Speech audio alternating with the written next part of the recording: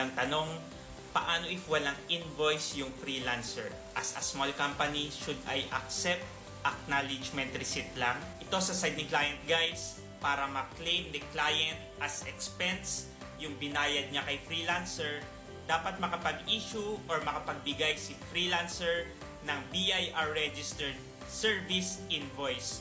At makakapag-issue lang siya ng invoice kung first, dapat registered siya kay BIR. Pangalawa, dapat meron siyang registered na BIR invoice. Para naman kay client, maklaim niya ito as expenses at mapangbawas niya sa tax niya.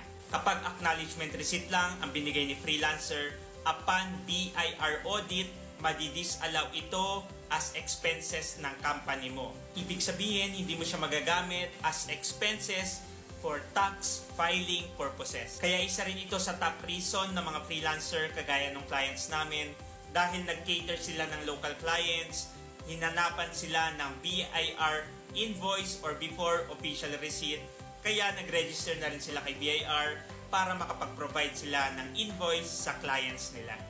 You are a freelancer at meron kang concern or question regarding freelancers BIR registration and freelancers tax compliance, comment mo lang yan at sasagutin ko yan.